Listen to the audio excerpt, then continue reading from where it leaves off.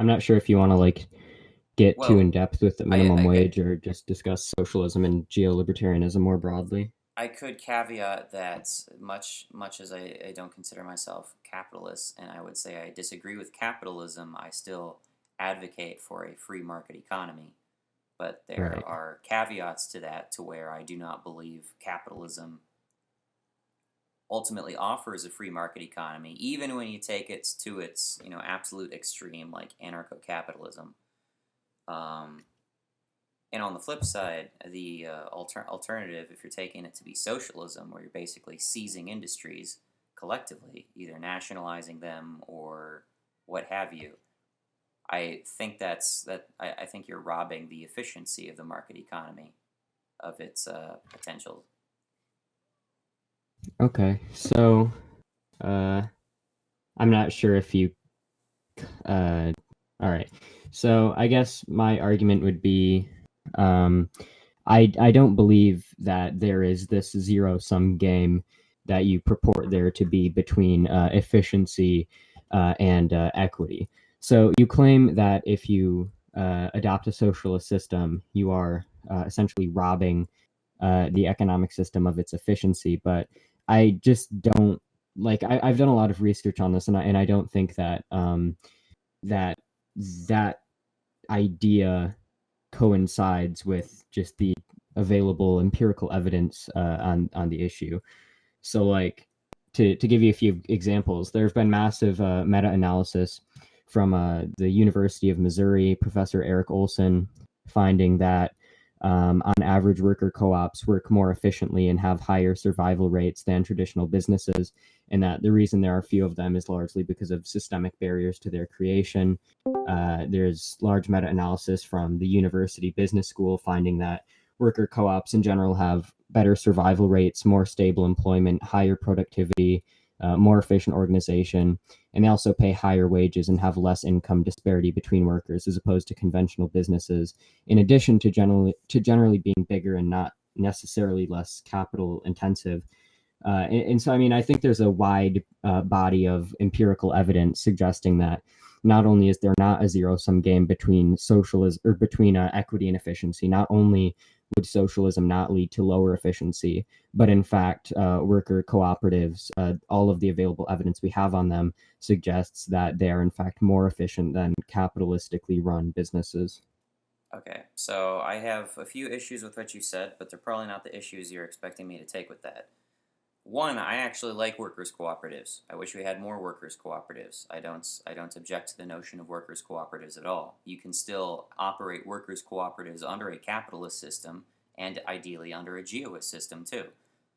I also don't take workers' cooperatives to be synonymous with socialism though either. I think market socialists who say that everything should stay the same except we have we have workers cooperatives instead of top-down businesses. I think they're just capitalists. They're just capitalists who like workers cooperatives. And you can be a capitalist that likes workers cooperatives. That's fine. Another thing is that if you're going to be repeatedly referencing studies, I can't confirm or deny studies in the middle of a debate. I'm not coming to this debate with studies that I can throw in your face or anything like that. So name dropping professors, this or that, that's gonna A, carry no weight with me, and B, if I can either confirm or deny its truth claims, it's that's going to happen outside of this debate. You can make claims, and I can either argue against those claims as though they were true or not, but that's the best we can do under these circumstances. I'm just coming to this debate with knowledge of basic principles of the concept, and I believe logical consistency. Okay, so as far as your first claim that worker cooperatives are not synonymous with socialism, and in fact they're compatible with capitalism, I agree that having some worker cooperatives doesn't automatically make a place socialist, or else pretty much every country would be socialist. That's obviously not the case. But I disagree. I think that an economy dominated by workers cooperatives, wherein that is like the dominant mode of production, I would consider that to be socialist, and that's largely because I'm a Marxist, and Marxists have this theory called surplus analysis, and so surplus analysis basically looks at certain systems and examines economic systems based on who distributes the surplus, and insofar as socialism is like the worker ownership over the means of production, which is like largely how people define it. If the workers are the ones appropriating and distributing the surplus created by the business, from the Marxist perspective, that it means it's socialist, and from the more general perspective of socialism being workers owning the means of production, that would also be considered socialist in a broader, more common sense. So I think that I'm whether you're coming at this from a theory perspective or just from a I want to adopt like the general usage of the word perspective, I do think that worker cooperatives could be considered socialistic. And as far as your point about like data being not verifiable, I mean I completely get that you can't verify like the validity of a study on the fly. However, I mean, these are studies which can be verified. Anybody watching this debate, I can send the links over. Like, no, this does that's seem fine to if you be want to the do that. idea of I'm the just saying. efficiency, right? But like my point is like the idea of the efficiency of workers' cooperatives is very well documented and has been corroborated by like every study and every academic meta-analysis done like Okay, on the dude, topic. And that's I do okay. think So that the truth claims there again. I can't do shit with. You offer me that, I can't do fuck all about that. This is like the one guy that I had a debate with who is like he was going to argue against evolution by talking to me about ocean density and the electromagnetic field of the Earth. I'm like I didn't come to this debate equipped with any information about that stuff. And well, you do you I'm not think that also that's an issue? that Like, don't you think that this is empirical evidence is like really important no, to you're the sidelining it, value man. of You're certain you're things? sidelining it. My point is about what information you can actually provide in the middle of a debate. Right.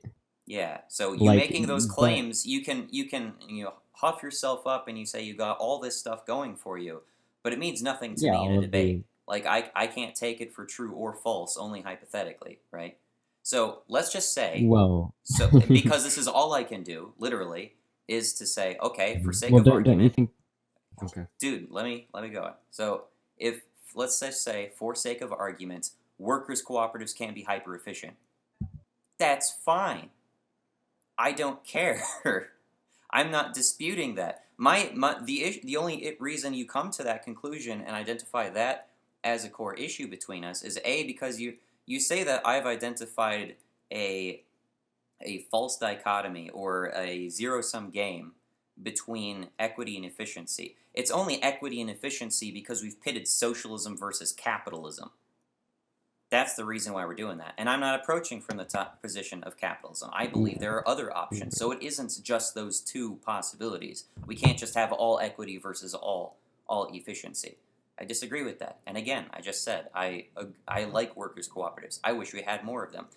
But also, we're coming back to the issue of Uh, definitions, which I mentioned to you earlier oh, in okay. DMs. So when you say, when you're defining socialism in terms of, oh, well, if the majority of businesses are workers' cooperatives, then I would call that socialism. I don't object to the majority of businesses being workers' cooperatives, but I also would not call that socialism. And yet, by your definition, I'm I basically like socialism. I'm in favor of socialism. But you yourself said you define it only in these terms because, quote, I'm a Marxist. And Marxists have this theory. Well, sir, No, that's not exactly what I said. that Okay, is what you so said. well, yeah, but I also added the caveat that even if you want to define socialism in the more common way, like the more broader context, most people will understand socialism to be commonly known as worker ownership over the means of production, which does fit the idea of workers' cooperatives. So, You can like, you're describe trying to individual characterize me businesses as that only way, coming but from this Marxist perspective, but that's just not the case. Like, this also the fits into the broader problem word of is socialism. that we're talking about an economic system. Okay, We're talking about an I economic understand that. system, not Well, just okay. individual businesses. So if individual businesses are organized in one way versus another makes no difference ultimately. Okay. Well, no. Okay, so just to go through a few things because you kind of said a lot there, and I don't want to get gish galloped. The first thing about like you saying I can't do anything with studies because I didn't come prepared with like empirical evidence. Like, I'm sorry, but I can't really fix you not like reading things before Dude, forming no, opinions on these I don't issues. appreciate that. Like, No, I okay, take strong exception to that because I'm specifically telling you what is permissible in the course of the debate and productive towards a fucking debate. If you come at me with a study and you say, well, this claims this, therefore, I already said your specific studies are irrelevant to the points I'm making and the position that I hold. well, it's So not it's not irrelevant even because any, you there said isn't that even any reason to socialism would fixate take on away that. the efficiency You're of talking capitalism. over me, dude. You not Okay, it's but not you're even dish relevant. gouging me. This is the problem. Like, you'll say like You're 30 things and I'll try to get two sentences in and then you'll I'm go on trying another to tangent. Like, you gotta let me you speak keep if you don't want to. fixating on the sources thing, and I'm explaining it to you because you still don't seem to understand it. Okay. I'm not So jumping your point around and is, trying to barrage you with 30 different things. I'm focusing on this one point again because you still I apparently understand. did not understand where I'm coming from with it. No, no, no, I get where you're coming from. So you're saying that even if the studies are valid, even if you have reason to believe them, which you do, these are verifiable, it has nothing to do with the substance of the debate because I it's mean, not it's relevant a to your point. But I'm saying that it is no, relevant to your point. no, no. That is not what I said whatsoever. No, I'm saying it's not productive toward the conversation because I can't verify it. I can only take what you say You on can. faith. I can send you the links right I'm not now. going You to can do verify that. it. I'm going to argue Okay, so against you your can verify it, positions. but you don't want to verify it. Okay, that's I'm fine, going, but just don't characterize it dude, this is incorrectly. a debate. This isn't a I'll look over your research papers session. Okay. Okay? Okay. So you And have your like positions, I you don't get your have your point. justifications for those positions, you have your arguments against opposition to those positions. Present those. I can't if you want to link me stuff afterwards, that's cool. If you want to link other people in the chat that stuff afterwards, that's cool. I have no issue with that stuff. You can support your claims after the fact if there's any sort of dispute about it afterwards. But in the moment, so long as we're debating it, all I can work with is your individual claims. Whether or not those claims come from some sort of fucking, but all these meta-analyses by such and such professor, it sounds like a whole lot of freaking hot air to me. It sounds like wait, so like citing like actual No, peer-reviewed it's research to not back that. up It's what just it how means you're is like approaching hot the. air. It's just how you're promoting the conversation, dude. By doing research? No, by not fucking arguing. I mean, I'm arguing. Like, if you just okay, if you want to You're like not. You if said you you want to okay, if you understand want what to my issue is, discount and you still don't understand what my issue is here. no, if you no, I understand your issue. If you want to like discount empirical No, evidence because you no. haven't done See any that research, that that's right fine. You there can move is on. that So right there is okay, empirical evidence that you're not taking what I'm saying and understanding it. You okay. just straight up if when you straight up and dismiss what I said as oh I don't care about empirical evidence. That's you being a fucking No, I didn't jackass. say that. No, no, That no, no. that I I didn't don't say that you. appreciate. No, I didn't say that you didn't. You said you didn't care about empirical evidence. I said that you said bringing up empirical evidence in the course of this discussion You holds straight no up weight opened this because tangent by saying, "Oh, well, it's not my fault you didn't come with evidence." Shut the fuck correct. up, dude. That's not cool. That's not Okay, honest. why Address my not? points. I did. You said You it didn't. that socialism I would take away the specifically efficiency. I already said that the I preponderance of didn't the evidence disagrees. and I've also elaborated on that and explained why that doesn't make any sense in context, right? So can we address that now, please? That's what I was trying to address, and then you Please do. interrupted me like halfway through the sentence What and said I you didn't get kept what you were jumping saying. back to the Yeah. citations thing. Yes. But, okay. Yeah. No. My point was that you said that even if you were to take what I said, like as fact, like like even if you were to accept that these are verifiable facts, you're saying that it wouldn't really be relevant to what you're saying because like I never said the no. I never said that. dichotomies I don't know between why you keep saying geoism and that. well, no, no, no. Stop Listen, saying that. you're okay. Maybe you're not understanding because you're not No, letting me you're speak. Do you think that misrepresenting me might be specifically what you're doing right now. I don't appreciate that. Please stop. if you're trying Don't to talk to understand? me about your points being relevant to my points, that sounds fucking stupid. Listen, I'm not saying that. If you want to understand what I'm saying so we can have this be productive, maybe stop talking in the middle of me speaking. Stop. So Oh what I heard from you is that you said that even if you assume that this empirical research is valid, it's not necessarily relevant because Stop saying that! I didn't say that! Will you let me finish? Will you stop misquoting me? I wasn't misquoting you. I said Then this stop is how I took misrepresenting your me. point. I said this is how I took your point, okay? Okay, stop Do you taking it that understand? way. You're Can taking you it the wrong way. wait. But you didn't listen to how I take it because you didn't let me I finish my heard what you sentence. take it. You said you don't think it's relevant to my points. Whether your studies No, are I relevant didn't to say my that. points or No, not I is didn't say nothing that. to do with my criticism of you citing the fucking studies. Okay, what I heard from you, okay, this is not me misrepresenting you. This is me saying this is how I interpreted your point. And you're going to let me finish saying how I interpreted your point so you can tell me exactly where it's wrong. Because if you stop me in the middle of me explaining it, you're not going to hear my full explanation so you can correct me, okay? Is that cool? Okay. So my interpretation of what you said was you were saying that because the argument is not about between capitalism and socialism, but rather between geoism or socialism, me bringing up studies referencing the efficiency of socialism relative to capitalism isn't really completely relevant to the discussion. Is that not what you said? What was your what am I misinterpreting here? Oh my god. Okay. Hello? I didn't make a relevancy case. I was just saying you said there was a zero-sum game between those two things. And points I've made on my channel in my videos is to agree that it doesn't have to be a zero-sum game between those two things. And again, in support of this, I like workers' cooperatives. So there is no dispute there.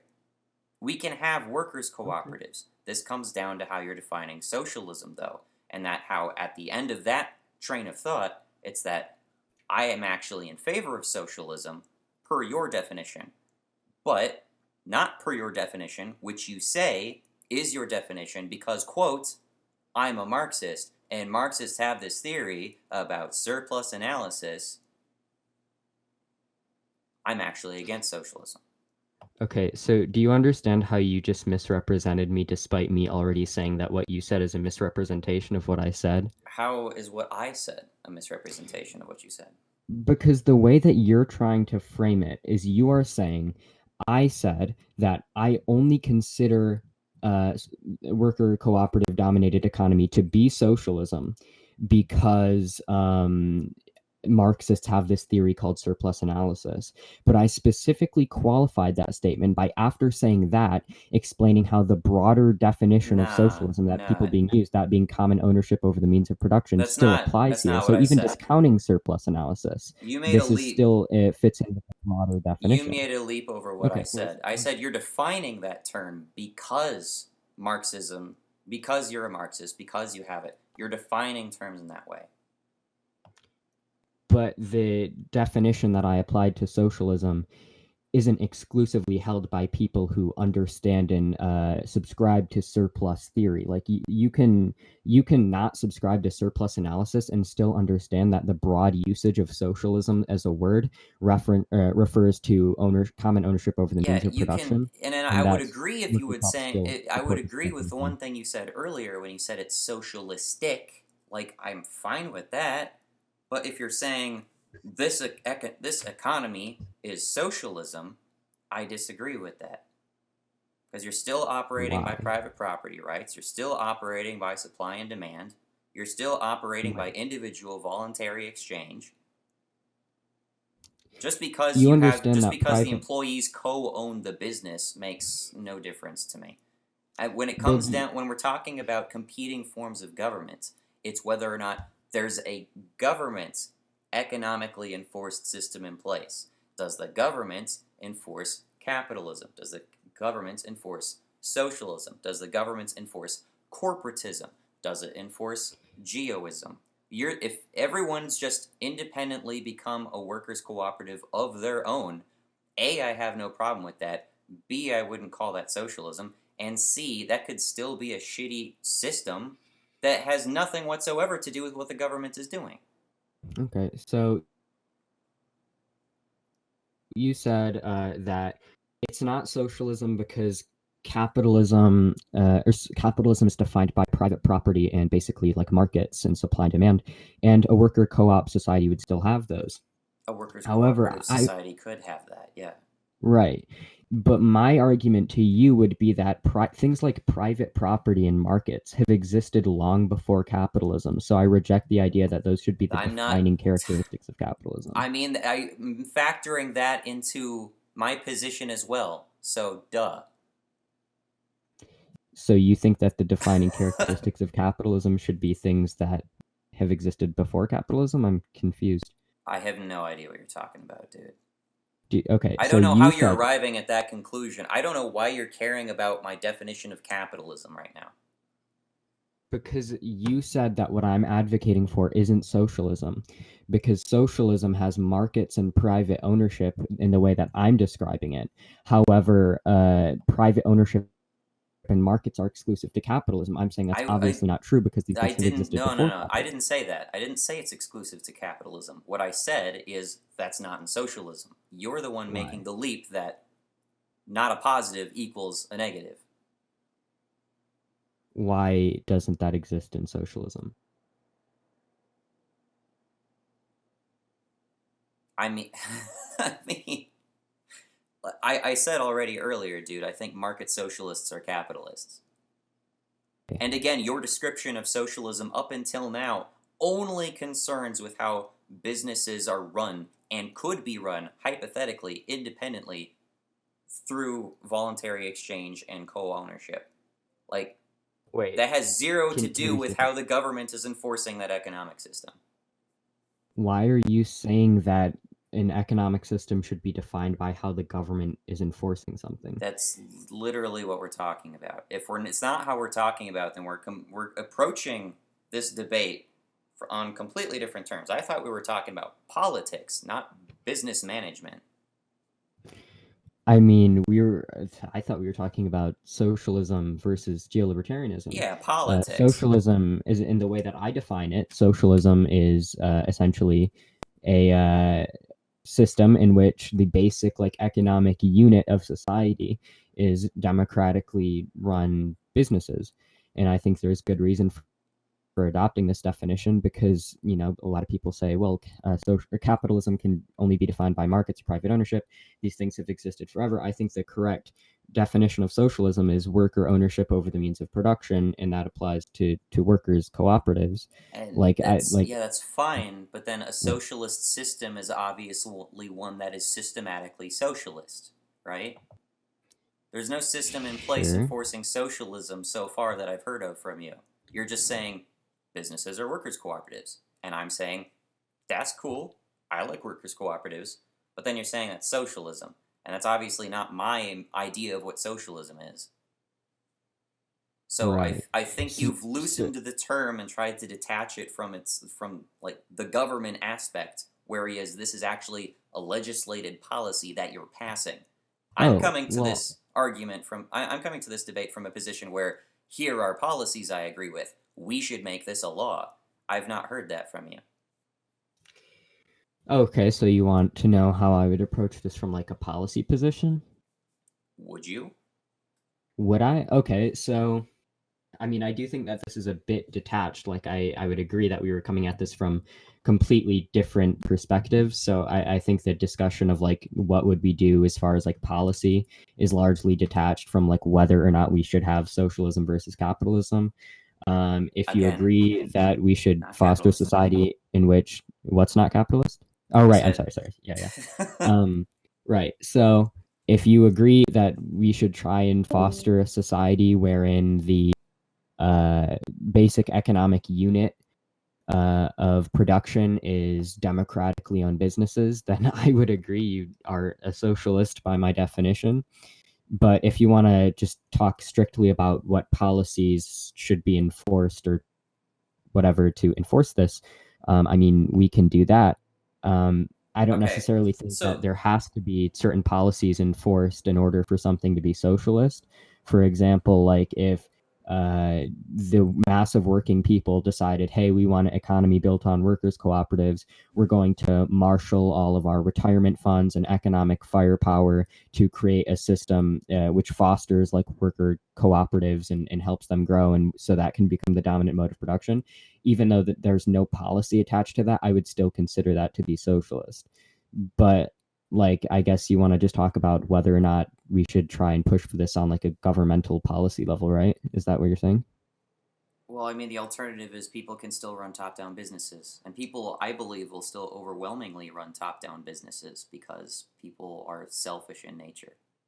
They like it's much easier for one person with a lot of capital to start a business where they're the boss, as opposed to a bunch of people coordinating together to run a workers cooperative. Like, I like workers cooperatives, but they have their pros and cons just like top-down businesses. A workers cooperative is only as good as all of the workers working together and being able to coordinate toward a specific focused goal. Equally, a top-down business is only as good as the one guy at the top being able to organize the rest of the business below him. If that one guy fucks up, the rest of the business is going to go to shit. Versus in a workers cooperatives, you need more people to be doing right in order for the business to go right, but at the same time, if one person fucks up, it's less of an impact on the business. Uh-huh. So I say So there's pros and cons between the different business models, but if you're talking about an open, free market economy, then it's my impression that you're going to have both types of businesses. And even if the overwhelming type of business is a workers' cooperative, so be it. But would you still call me a socialist if by that definition, I'm a socialist, even though if anyone put forward any sort of policy or legislature to force that to be the norm, I would strictly oppose it. Um, I think that you would be a very ineffective socialist, but if you're Okay. cool with or would advocate for most businesses being workers cooperatives, or at least even if you would advocate for like a cultural push for that being like the norm or something, or advocate for the people doing things like levying their economic firepower in order to create that, uh, in order for that to be the dominant system, like absent any legislation, then yes, I think you would still be a socialist. I mean, again, if you're not pushing for any policies, I think you'd be a very ineffective socialist. But other than that, welcome to the club, comrade. Well, But my feeling with that is that if you're not advocating for any policies, then your position is basically either like it's either anarchism or agorism. Like you're not actually advocating for any sort of political position at the end of the day. right, but I mean, I don't think that you have to necessarily be advocating for a political position in order for you to prefer like a specific, like one mode of production.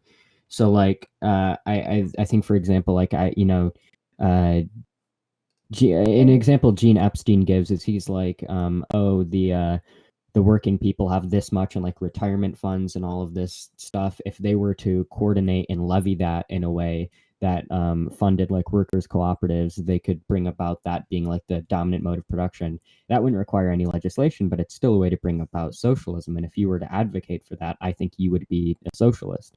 Sorry, But I mean, I what was the proposal again?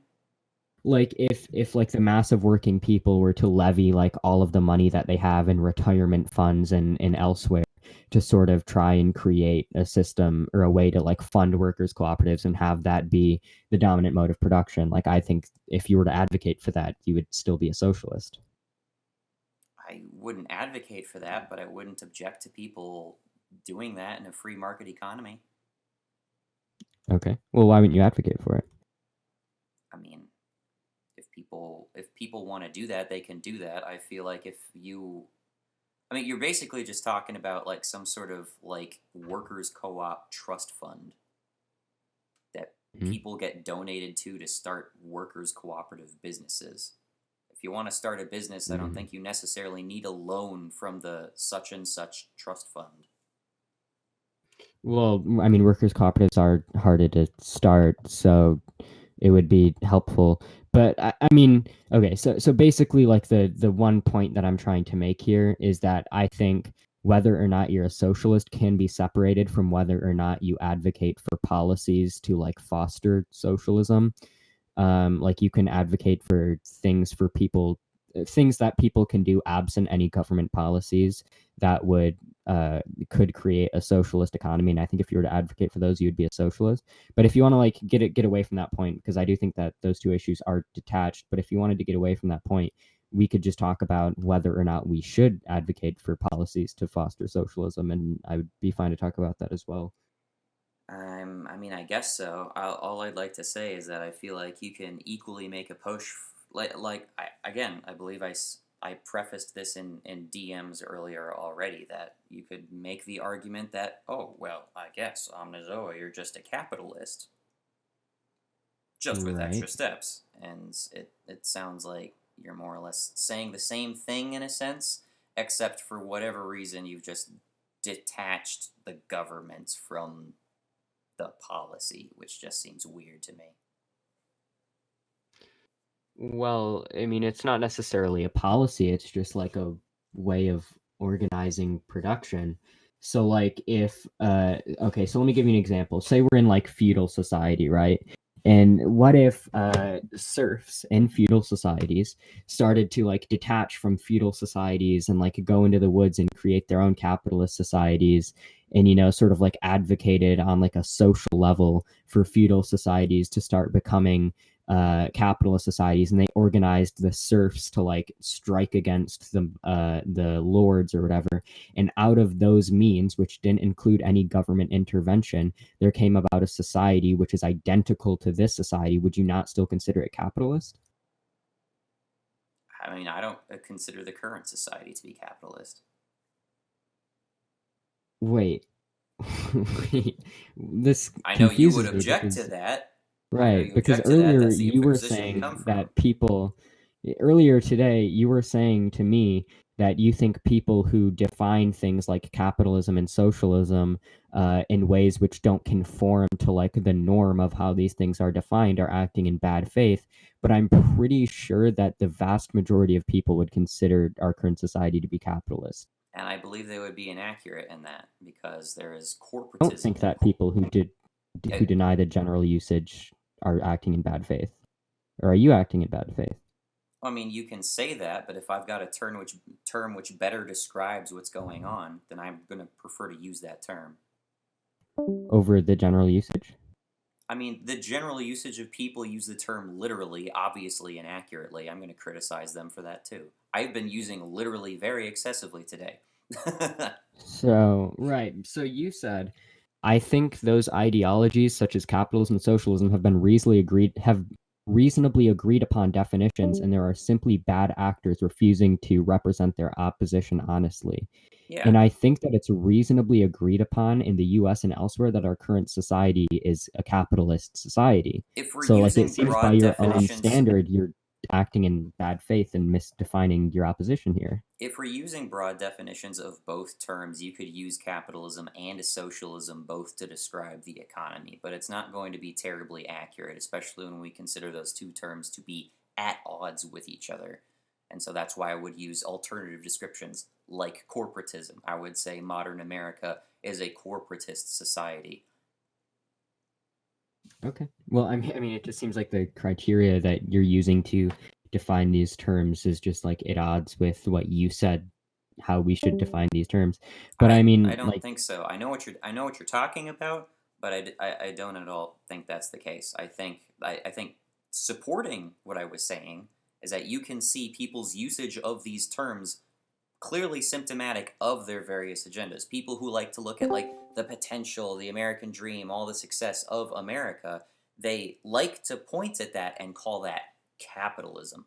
All the good stuff about America, that's capitalism. Whereas all the people who see all the problems in America, they look at that and they also like to say that's capitalism. And so as a result, you get this big hate word that, as you say, a lot of people end up disagreeing about the meaning over at the end of the day. And I think part of that's because we're abusing the term. and B, Right. we're unaware of better ways to describe the system, or overwhelmingly ignorant about why the system isn't working in the first place. Okay. Well, I don't know. It just seems like because you're now kind of describing how there are better ways to, define this term, and you're sort of defining it in like a more like pragmatic sense than how What it's am I generally. redefining? Well, you're redefining capitalism as opposed to its general usage because How you are said you our to current what I was actually going to ask you earlier? How are you defining capitalism? Because by my understanding, the general definition of capitalism can include socialism by your definition. I don't necessarily agree with that. That's I why I mean, have to ask I you, think that's correct insofar as, yeah, I'm getting, getting to the capitalism? question. I define capitalism as the organization of production wherein there exists a distinction between employer and employee. See, I don't think that's the conventional definition of capitalism. Yeah, but also according to the conventional definition of capitalism, the U.S. would be capitalist. So like, It would I also don't be like socialist, but private not by can your how okay. definition. If we were to poll Americans, how You many Americans do you think would say the U.S. is socialist and not capitalist? a good chunk of Republicans, I would say. I don't think so. I definitely don't think I would so. say Like especially, a good chunk of Democrats would also say it's very capitalistic. I don't think any Democrats would say that um, the When it U.S. comes to is socialist America, and we're not talking capitalist. about And various I, policies, right? Like this well, yeah, but policy there is is like an socialist versus this overarching policy is economic favoring the system. rich, that sort of stuff, right? Um, I I guess, but I think that more socialistic policies as well as more capitalistic policies can exist in a broader economic system, which is either capitalist or socialist. Can also be a mixed economy, right? But I would still, I mean, I would generally still define a mixed economy wherein the general mode of production is undemocratic and hierarchical in the form of employer and employee. Just I the mean, employer and employee distinction, I would still consider that society to be capitalist if that's like the basic economic unit of the society. But but again, like there that can just be comes more. down to your sort of like if the majority of businesses are organized in this way, whereas I'm approaching the term mixed economy just to be a combination of elements, right? So I Yeah, I feel like mean, I I'm don't being really see how very those two. broad and lenient with like my definitions, but I'm also prepared to use them more narrowly and specifically. But I just feel like when you're like, oh, when it's just the majority of this thing, you know, therefore, therefore the system is that, even though the system doesn't exist to facilitate that in any sense whatsoever. Like a free Wait, market economy so you're system does not saying exist to facilitate workers' cooperatives. It just exists to facilitate voluntary exchange. Period. right? I don't think that. Yeah, I mean, I disagree. I think that you don't have to have a like government policies facilitating a certain economic mode of production for that economic mode of production to take on like the label of a different economic mode of production. I mean, I would put forth the same example I gave you earlier. Say if in feudal societies, say if in feudal societies the early capitalists started gathering serfs and rallying the serfs to do strikes against the lords and refuse to pay taxes to the king and whatnot. And through these methods, which didn't include any government policies, there came about a system which is like identical to a capitalist system that you're envisioning. Say it meets your definition of capitalism. Would you not consider it capitalist because it doesn't have because it didn't come about through like certain government policy inactions or because that just seems like a really that just seems like a really impractical way to choose how you define things because like I don't think I anyone don't else think would that's ever apply that impractical at reasoning. all. I mean, a government, the government either operates the economy in one way or another way. So Okay. I I don't think mean it's not impractical at all to describe how the system is. I mean, okay. I think Well, the my core problem conflict right now is that you're tempted to define define the economy in terms of capitalism or socialism based on what is the majority business model, which just Like what? seems Yeah, like bizarre to I me. mean, It honestly, I don't think I've ever heard anyone else in any of my other debates argue that way. So it's a bit okay. weird when Well, I I hear mean, you there. arguing from that position. Well, I mean, you can say like, nobody who I've debated has taken up this position. I mean, that's fine. That I doesn't don't make know it who you've wrong. I'm not right. I saying mean, that, but I don't know it. who you've debated, but there is like a pretty broad there's a pretty broad like theoretical movement which defines socialism in this way. I mean, the guy who's been termed the most prominent Marxist economist on earth, currently alive, defines socialism in the way that I define socialism, that being Richard Wolff. So like this isn't just like some like niche definition that I'm taking up that's like not supported or commonly used. I don't think it's used commonly enough to really work. And even if it was used in that way, that would cut across how I already define capitalism. And as capitalism is not defined in the way you defined it conventionally. Right. Okay. So, you say it's like not commonly used enough to work, but if you look at both the first usage of the term socialism, like one of the first usages of the term socialism that That's I good. am familiar with, was somebody who defines it in the way that I'm defining it. And if you look at the most prominent socialist theorists alive today, like Richard Wolff, they define it in the way that I'm defining it. Like there is a very broad, like there have been prominent political movements and political parties which called themselves socialist all across the world who've defined socialism in the way that I'm defining it, including some of the most prominent socialist movements in the U.S. So like I think that So the yeah, definition I'm using is very commonly used. Like I don't think that this is niche at all. I again, I've not said anything about it being too niche. I'm just saying it's not the conventional definition of the term. And again, you going back to like the epistemology of the term or like the origin of the term just stinks of like anarchists saying, "Oh, well, but anarchy means no rulers." And I'm like, "Then who's making the rules, dipshit?" You know?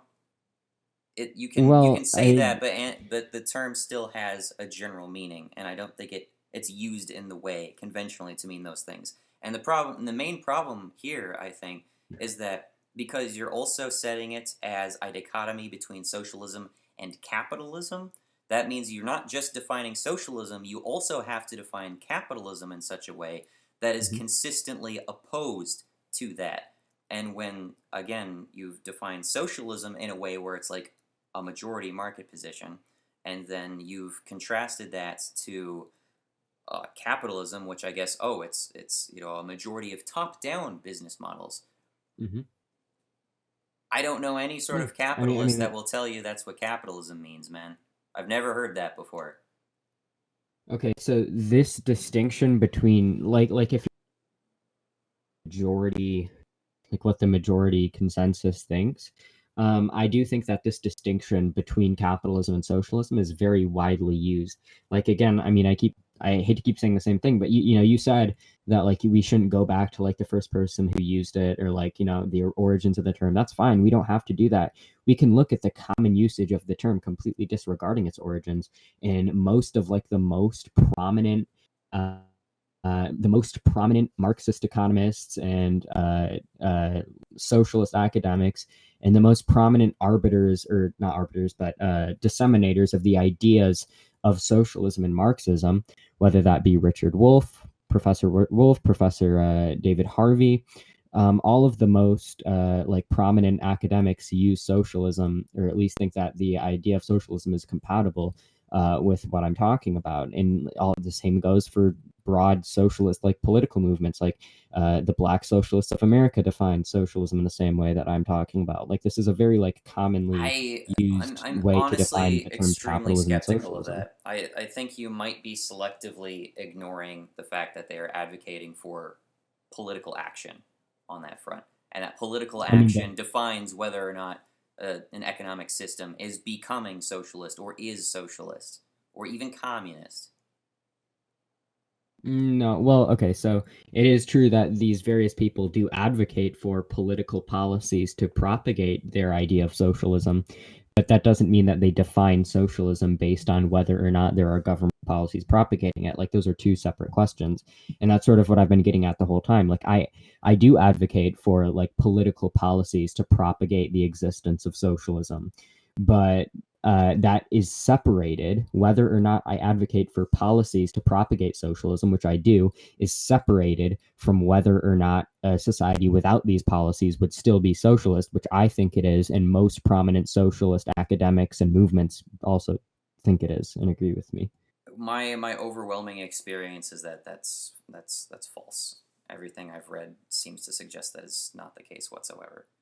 Okay. Well, I mean, I cannot verify that over the course of a discussion. That's 100% true. So we should probably move on to the next point. So at this Okay. point, our impasse is that you think I'm socialist. I don't think I'm socialist. What I consider socialist, I disagree Actually, with. well, I don't think you would be socialist because you said that you wouldn't advocate for like social change or like You're gonna cultural be change for backtracking people. over everything you just said, then, man. No, absolutely not. No, no, no, no, no. No, Because so I'm this not is perfectly in socialist if line there's with, no. So I'm not. It's socialism even if there's no political action behind it. But yes. I'm not a socialist if there's no political. If there's no No, political that's action. not what I said. I said you're not a socialist because you wouldn't even advocate for non-political action to make worker co-ops the dominant mode of production. I'm impartial to it. Okay. Well, if you were to advocate for, say, like non-political means, whether that be like cultural or socialism or via boycotts and strikes to make socialism be like the dominant mode of production, I would consider you a socialist. Like if you just don't care, then I mean, I wouldn't call you a socialist because you're not pushing. Okay, so I like workers' cooperatives. I passively wish there would be more workers' cooperatives, but you will not catch me dead in a strike or a protest. You don't have to be. I mean, you could just like advocate like that we should move towards this. Would you advocate for that? I mean, say it's a good idea. It's not as bad as it sounds on paper. Don't blow the idea just because that vegan restaurant down the street decided they were going to sell coffee at 6 p.m. That's their fucking stupid business decisions. Mm-hmm. But I Well, mean, I that's the mean, extent of it, dude. yeah, I mean the problem is like it sounds like you're trying to pin me down as far as I'm not I would trying to pin you term you a down right capitalist, now. but it I'm just sounds like you trying to. haven't figured it out yourself. I'm Like, not trying to pin you down. I'm just trying to emphasize I strongly disagree with the notion that I'm a socialist. okay, well, yeah, I mean, I don't know whether or not I would call socialist because it sounds like you don't really know yourself because I'm trying to ask like would you advocate for a movement that would make workers cooperatives like the dominant mode of production, and you're kind of like, well, I might want more but I'm not really sure I would advocate for anything to make there be more, whether that be political action or non-political action.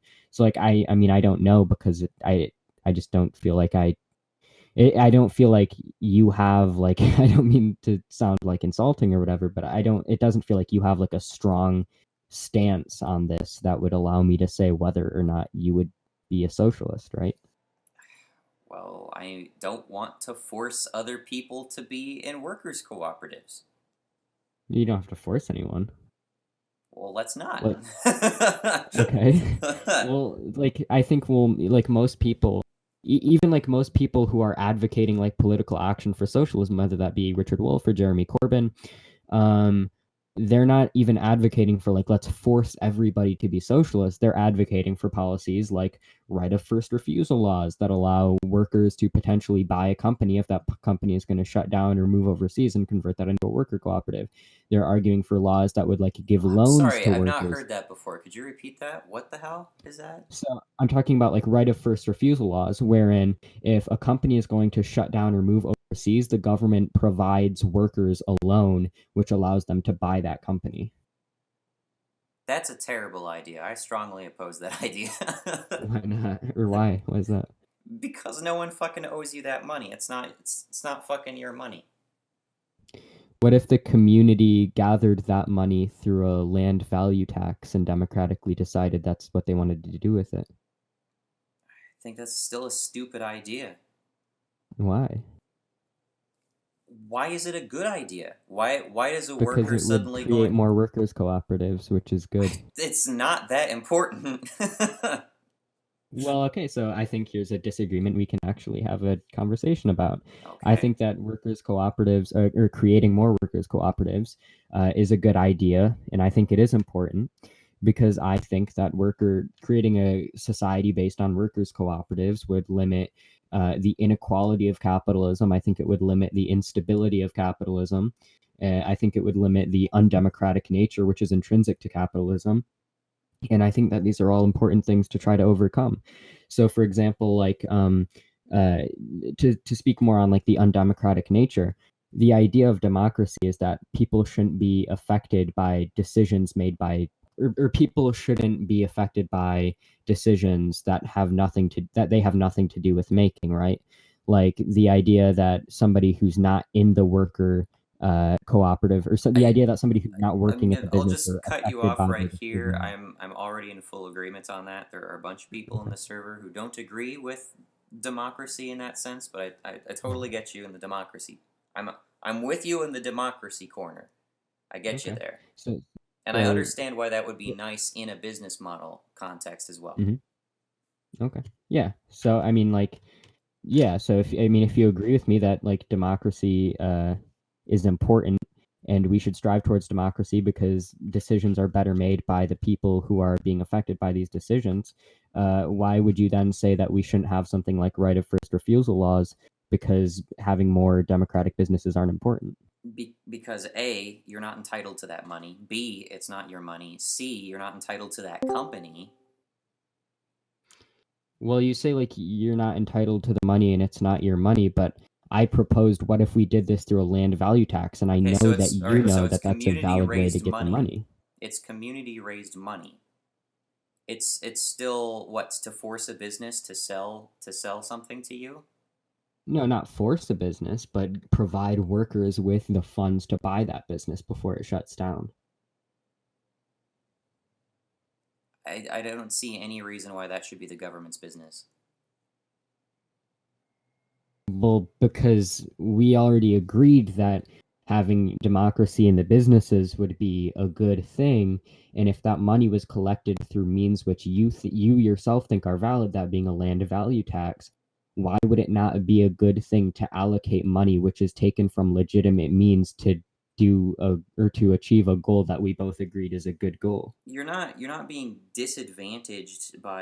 not being disadvantaged in a work relationship that you contractually signed up to voluntarily under such circumstances where there's someone who employs you to do a specific job and somehow that automatically entitles you to part of the business. I didn't say that. Okay, The whole well, you surplus aspect of Marxism where like employers unjustly take profit that should go to the workers, that's a big thing I disagree with. Yeah, but I think that's completely detached from what we're talking about. Is it? So we both agree. Let's say we both agree that democracy in the workplace and more democracy in the workplace is a worthy goal. It could be achieved through funds which are taken through legitimate means, that being a land value tax. Like, why wouldn't we want to do that? It seems like you're Because saying that we it's wouldn't not want to do government. that. It's a fucking business relationship. You have no fucking say in the business apart from the people who fucking own it. People who own it can do what they want about it. Why is the government's land value tax funded, democratic, whatever? Why are they wasting any amount of time trying to take businesses and turn them into workers cooperatives? Workers cooperatives should start, succeed, and fail on their own merits. They shouldn't need any money from the government. No business should require support from the government to start, to sustain, to close, what have you.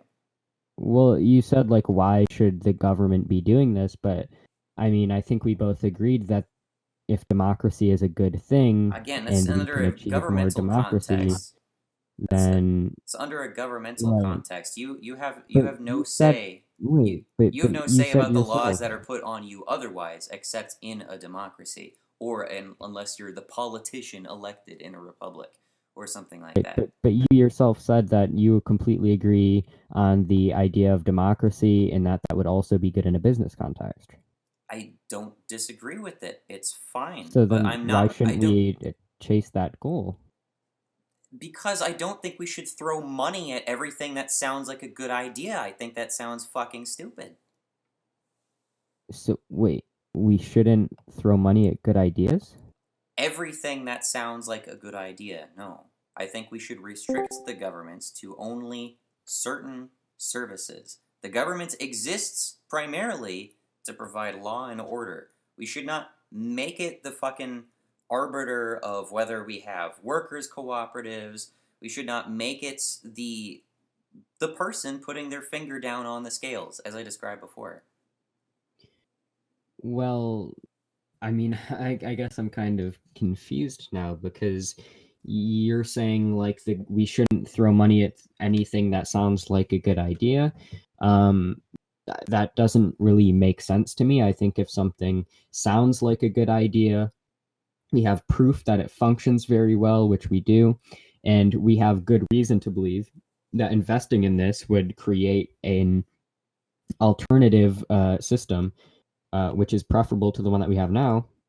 I think we absolutely should throw money at that because we should I throw money strongly if we're disagree. going to throw money at anything, it should be things that are going to better our society. And I think that if we have reason and evidence to believe that creating more workers cooperatives through like right of first refusal ideas would better our society, why wouldn't we do that? Like that I just think it's that, overwhelmingly shown that if a market economy succeeds at all, it is on competition.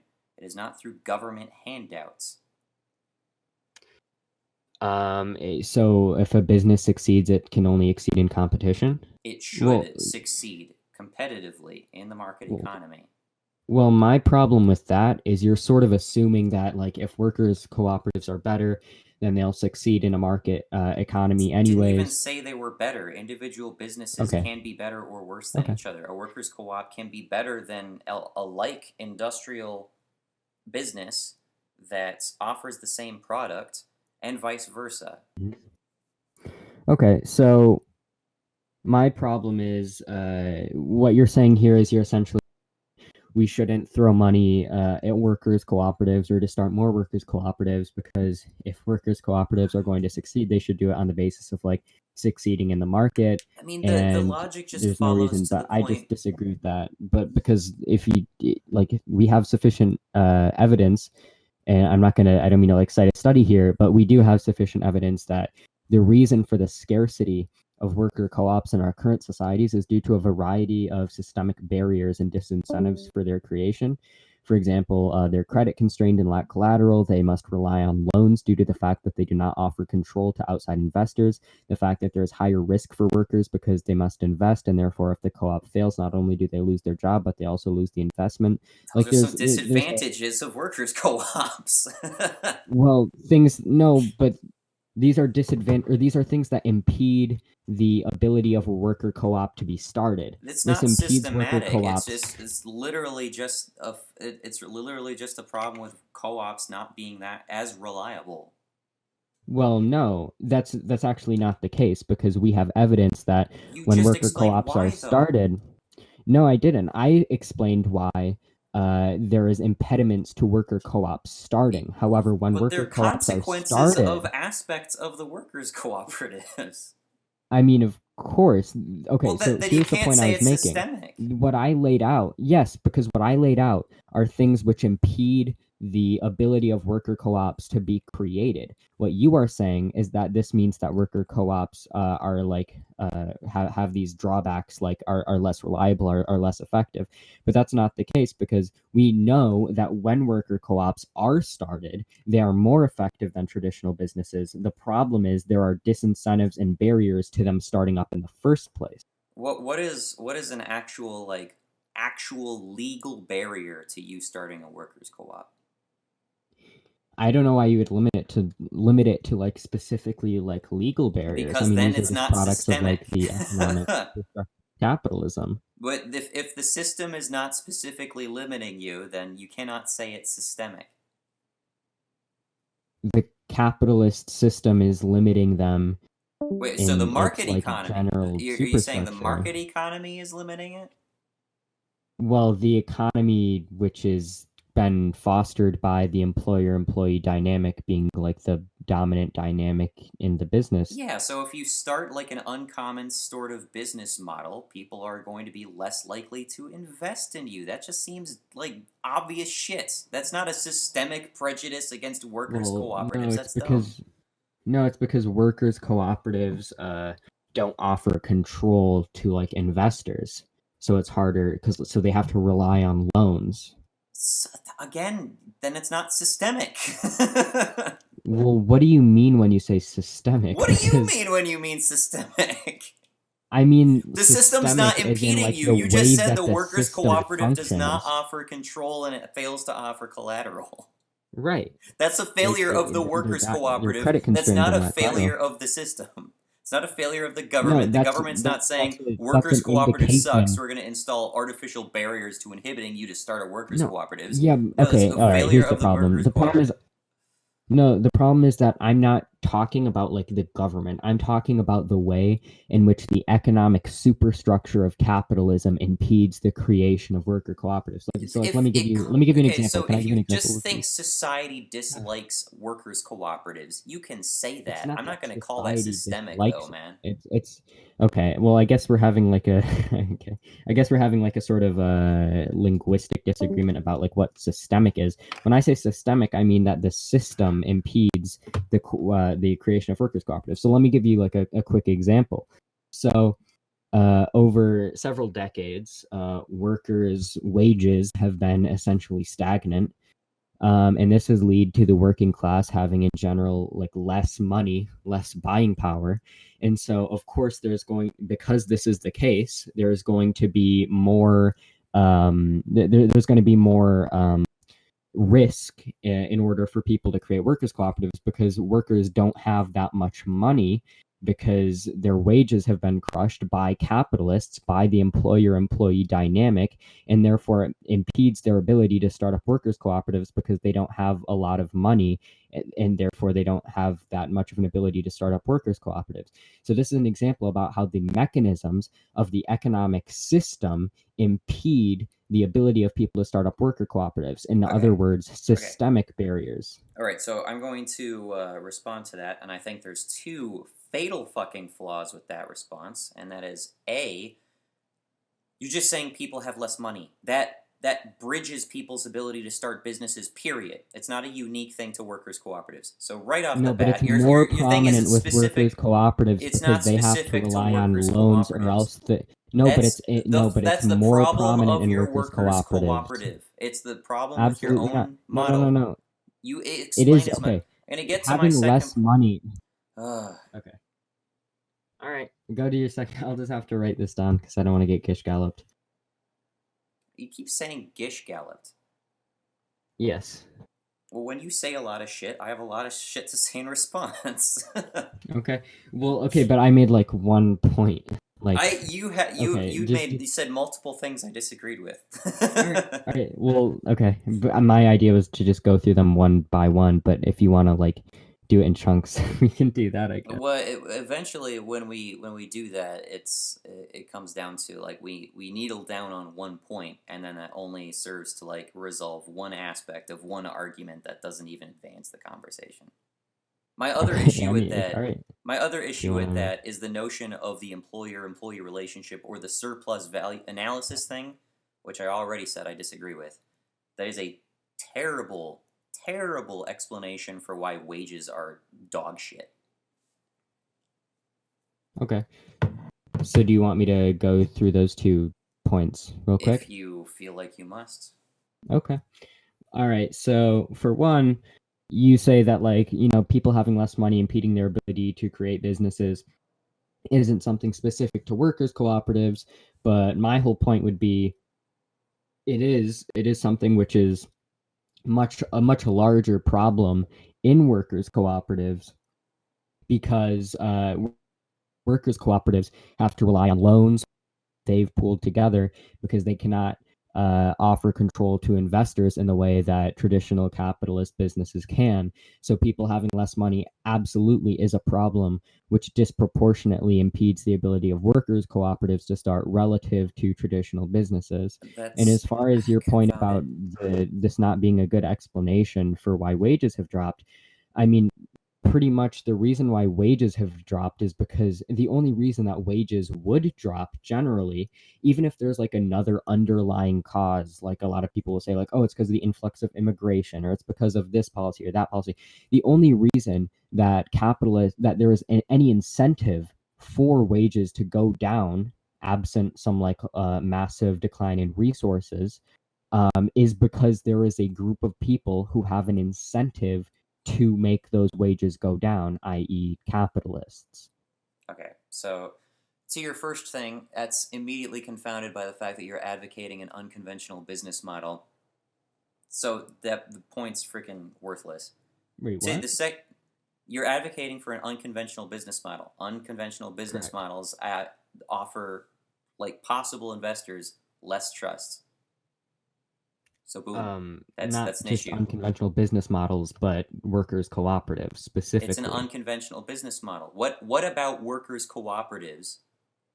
Again, I'm asking you to blame your own system here. What about workers' cooperatives is uniquely targeted by investors as, ew, I don't want to put money in that? The fact that they don't have control in it. Boom, there you go. That's not unique to Right. workers' cooperatives. It's just an unconventional business model. Wait, but there can be like an unconventional business model that still offers control to investors.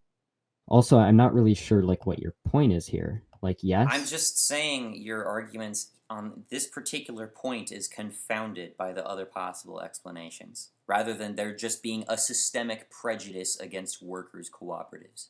I didn't say that there's like you're completely misrepresenting my argument. I didn't say that How?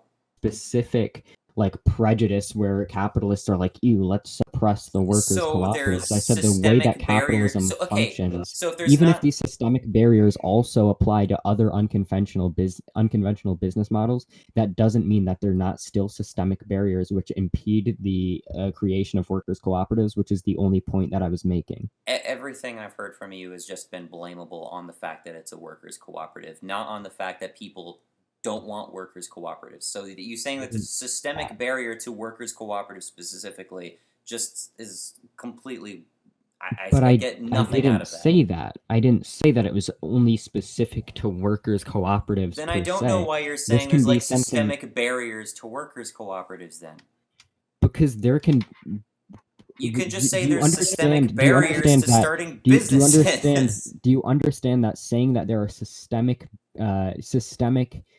barriers to the creation of workers cooperatives is not the same claim as saying that there are systemic barriers only to the creation of worker cooperatives and nothing else? That's not what I Like, said either. you're conflating these two concepts. I'm You didn't not. I say it, but it's literally just implicit said to that's your not what I'm argument. saying, and I don't agree with that either. Right, but it's implicit to your argument. It's not.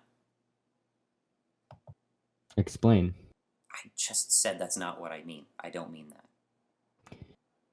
Okay, but you said that I'm wrong because I'm You're saying talking there as are though it's systemic unique to barriers to workers' worker cooperatives. cooperatives, but you're saying that my claim that there are systemic barriers to worker cooperatives is wrong because many of these systemic barriers apply to other unconventional business models as well. So you're implicitly conflating the idea that there are systemic barriers to workers cooperatives with the idea that there are systemic barriers which apply only to workers cooperatives, which I never claimed. Okay, so what you are okay, so let me see if I can resolve this. So you're accusing me of conflation because instead of saying there are systemic barriers to businesses, unconventional businesses, businesses which don't offer control to investors, you said workers' cooperatives. I don't think that's my problem, man. Say that again. I don't think it's I don't my problem understand. that you're specifically referring to businesses which do not manage to entice investors versus a workers cooperative. And again, this whole thing just goes back to this idea Yeah, of there being an economic system to begin with that is not actually biased against workers cooperatives at all. Again, if you want to So blame we society or social norms, or hey, that private investor down the street that doesn't want to get my vegan coffee shop workers co-op started, that's them. They're not the system though. there's definitely a massive miscommunication here because I think you're basically making my point for me. Because what I'm saying is that the way in which capitalism functions is disadvantageous to workers' cooperatives. There are things within the economic superstructure of capitalism that impede the creation of workers' Like cooperatives, what? and I gave you a bunch of examples You earlier, said you and said your you're saying business that does these not offer things control to also imply, investors. but That's you're not saying that unique these to things, workers cooperatives. What it else? doesn't have to be unique to You workers keep talking. cooperatives. Well, That's you're my whole talking point. about workers cooperatives though.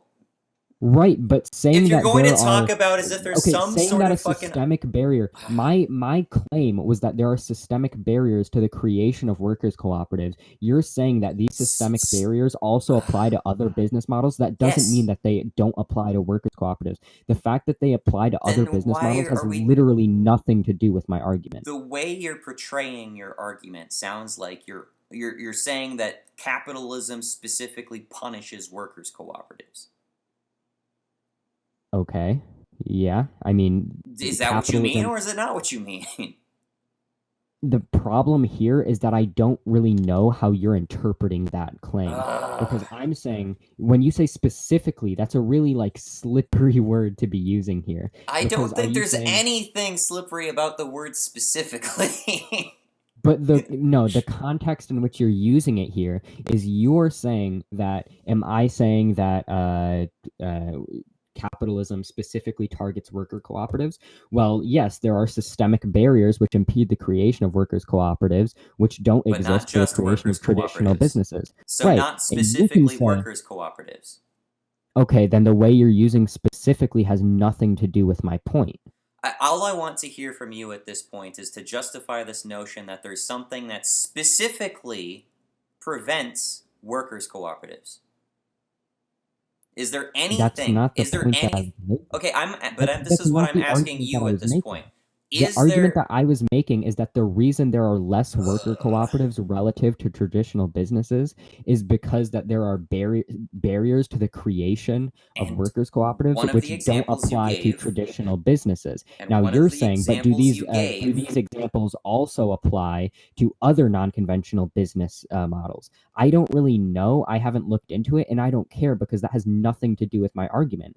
Like whether or not these but the thing impediments is apply that to you're other unwilling to unconventional accept it's the models is problem of the fucking business. it's the problem of how the business exists within the economic superstructure of capitalism. It's within, like, relation to possible investors. Do you have anything else besides the fact that it's a business model people Yes, aren't it's that in interested in relation investing to in, or don't have as much experience in investing in? Do you have my anything else? problem is that no. Listen, my problem is that essentially saying that this impediment to the creation of worker cooperatives doesn't exist because like this is like in relation to like possible investors. Yeah, if this is the way in which um if this is the way in which businesses are created and the conditions capitalism has created have created conditions in which investors are less likely to invest in workers cooperatives or whatever, or investment is like the prime way in which a business can be created, and that this way of how businesses are created under capitalism is specifically disadvantageous to workers cooperatives relative to traditional businesses, then yes, that was my entire argument. Like, you're not contradicting my argument here. Okay, so let me try to present this in a way completely devoid of the context that was currently in this conversation, just so you Why can would you kind do of, that? I was just about to say, just so you can kind of understand where I'm coming from. Okay? So there's a guy over here. His name's Bob. Bob advocates for X ideology. X ideology is an economic system that he thinks is really good, and he advocates for that. However, Okay. he's saying that there are systematic barriers to X ideology succeeding. You ask, okay, what kind of systematic barriers? And he say, well, my business doesn't really, there are some disadvantages to my business, and my business is less well known. People deal with my sort of business model much less than the conventional business model, and so investors are less likely to fund it. Therefore, there's a success. Would you not see that there's an issue with Bob and his arguments there? Not really, because my point was that there exist systemic barriers in that the ways in which the capitalist system functions. This isn't a problem with workers' cooperatives. A problem with workers' cooperatives would be if when workers' cooperatives are already started, they are less successful, less efficient. That is the problem with workers' cooperatives. However, if there's an underlying like economic superstructure of capitalism, which disincentivizes people from creating workers cooperatives, Okay, then that is then a systemic barrier. that That's not an issue with workers cooperatives I'm going to because the take workers issue with cooperative that hasn't too. even been started yet. An issue with workers cooperatives is an issue with workers cooperatives after they have been started, but impediments and disincentives to creating workers cooperatives is an issue with how the broader economic superstructure treats worker cooperatives, not an issue with the worker cooperatives All right, themselves. Because let if me we try had another say analogy. a right of first refusal laws or certain policies which fostered the creation of workers cooperatives, We don't have this anything like disadvantage that for wouldn't top-down exist. structures, so that would be unfair. What? Anyway, all right, I'm going Wait, to you don't provide have another analogy. So another analogy. that's not I'm even going to relevant provide to my another point. analogy. We So don't need another I analogy do because need you another haven't analogy even because you still don't understand substantiated what your my first issue is. analogy. I I understand need to what your issue is, but substantiate my analogy? you have not substantiated anything. Let me try a different way then. Please. Okay. Okay, you can try again. Okay. My God.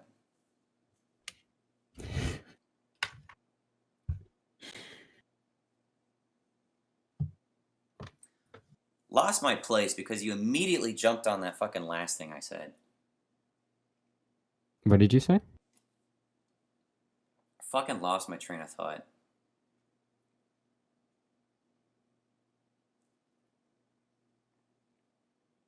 Okay, yeah, I remember where I was. Okay. So, would you accept, for sake of argument, by the same logic, if someone were to say, hey, the norm is heterosexuality. I'm gay. Therefore, I'm a minority. Therefore, most people are different from me. Therefore, most services, most this or that is not used to facilitating me. Does that mean, and this, bear in mind, everyone's equal under the law, does this mean that there is a systemic oppression against me? A systemic okay, so just to see if I understand your analogy correctly, are you saying that the analogy is basically if a gay person, like if institutions, like what sorts of people wouldn't be used to facilitating gay people? Are we talking like weddings or Anything. All I'm suggesting here is that your explanation is confounded by it simply being different from the norm. right? So if all right, so let's take your analogy like seriously. So let's say gay people are like gay people are just starting to be accepted or whatever, and a lot of institutions, whether that be like restaurants or marriage companies or whatever, aren't used to facilitating gay people or like accommodating gay people. Would I say if these gay people have a harder time finding places to facilitate them, would I say that that's a systemic barrier against gay people? Yes. Like I Okay, think that's how most people would use the term. we have a serious disagreement then, because that's not the system. That's not the system at all. It's just It society. is It's just because the if we had societal norms. You can call every number of things systemic barriers. okay, And it sounds exceedingly foolish, and I think it trivializes the term of like systemic barriers, systemic oppression, all that shit. I think that wildly trivializes the concept. You do no, not have a the legal impediment to you starting one of these business beyond what is already a legal impediment to starting businesses. Period. my problem is you are sort of conflating the idea of how the system functions with how the law is set up. So let me give you an example. The law is Let the me give you an system. I'm analogy, not okay? conflating it. I'm Wait, calling the please, law please the let me, system. please let me, please let me elucidate this. So black people and white people are equal under law, right? Like there generally is no laws which discriminate against black people as opposed to white people. However, because of how society operates more broadly, black people are overrepresented in prisons. They're arrested for the same crime at disproportionate rates as opposed to white people, and so on. And so, yes, that is widely understood. If we're using the common definitions of terms, that is widely understood as Okay, that's kind of. systemic oppression, even if it has no basis in law. If it even has no basis in what? Even if the people still consider like the disproportionate rates of black people in prisons and so on, and them being arrested at disproportionate rates for the same crimes, people still consider this, and this is widely considered to be systemic oppression, even though it has no basis in law necessarily, because nothing under law discriminates against black people as opposed to white people. I would disagree with that. I don't think you'd understand what my disagreements were, and we don't need to get into that. But I think ultimately, the vast majority of people, quote unquote, you're talking about, are social justice warriors that have an agenda to present this as a systemic oppression when it's not whatsoever. Why don't you think it is? Because it's completely devoid of context and it's not the law. So you think the system only is the law? No, I mean you're basically ignoring every single instance in which one of these people in prison could have been holding a gun to someone's head, and you're saying that's a systemic oppression. And that's fucking Wait, stupid. what? You're saying that a systemic oppression or a systemic barrier is only something which exists explicitly within the law. And I am saying no. When we're talking about systemic oppression, this is both linguistically the case, is like prescriptively the case, as well as descriptively the case. If we're going to talk about linguistics, No, this it is the is. case. It is the case that systemic oppression generally means oppression based on how the system typically operates. That doesn't mean that it has to have a Would you basis define necessarily racism in in terms legality. of white people's prejudice towards black people, or was it just a discrimination based on race? I mean, I'm very curious. What? Is racism just something What did white you say? people do to black people, or is it just a prejudice based on race? It's racism is not exclusive to It's something white impartial. people do. No. It's impartial. Right. Right. Okay.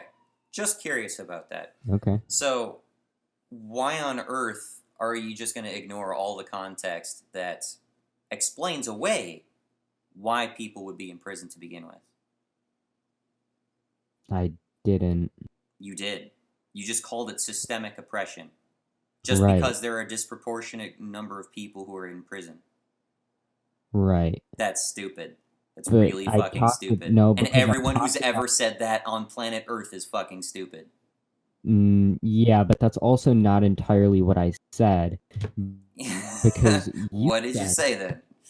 okay, if anybody is watching this recording, you can go back and hear me say that yes, black people are overrepresented in prison. You Mm-hmm. also have to look at why they are overrepresented in prison. And that's why I specifically cited the fact that they are overrepresented in being arrested for doing the same crimes as white people. Like white people and black people smoke marijuana at the exact same rate, but black people are arrested for marijuana at much higher rates than white people, and black They people are convicted significantly longer for committing the same crime as opposed to white people. again, there's So so yes, many I didn't confounding ignore the factors to context. that. I took into account the context of why people are in prison, and it still indicates systemic oppression. And I would You're also like just to inferring that, and you're still ignoring a confounding factors in other what contexts. confounding factors. Well, besides all that, I question the freaking rate. But I mean, you saying black people are arrested disproportionately compared to white people doing the exact same crimes. Do they commit the Correct. exact same crimes at the exact same rate? Is when we're talking about like marijuana usage, yes. Any crime, any crime. I mean, no. It depends on the crime, but we know No, that it doesn't part of the depend on the crime. it does depend on the It crime. varies. It Are varies you based on denying the crime. fact that yes, it varies based on crime. Black people commit different crimes relative to white people at different rates depending on the crime. But we can look at specific crimes in which black people commit it at the exact same rate as white people and yet are incarcerated at far higher rates because of systemic oppression. Why systemic oppression? Huh? Why? Because how the system operates oppresses them. So how? I mean, if I look at, like, if I take the hypothetical two, like, cases face by face, right? White guy and a black guy both get caught with blunts in the street. One goes to jail for X amount of years. The other one doesn't go to jail, or they get like a ticket or something, right? Boom. Okay. That's systemic oppression. I call bullshit on that because A, these could be What? from different states. B, these are different situations. C, you don't know if one of them's on probation or not. D, I mean, how many more fucking caveats do I have to add to that, which would inform sentencing, charging, etc., etc., etc. You can take two black people committing the same crime, and they would also get charged at wildly different rates.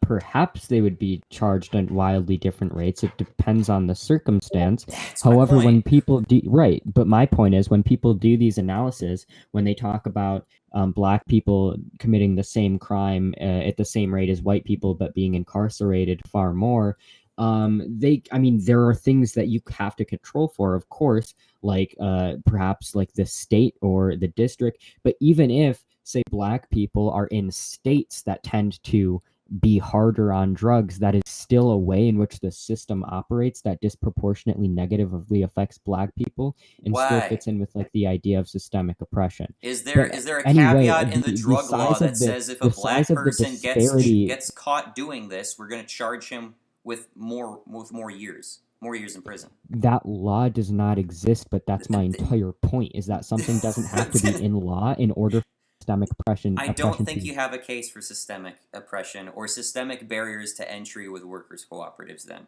If you can't cite specific laws that actually do that, you don't have a case. All you can do is all you're doing, as far as I can tell, is you're just inferring from the lack of success of certain things or the lack of acceptance of certain things as being evidence that there's someone oppressing them or someone getting in the way to stop them. I think that's ridiculous.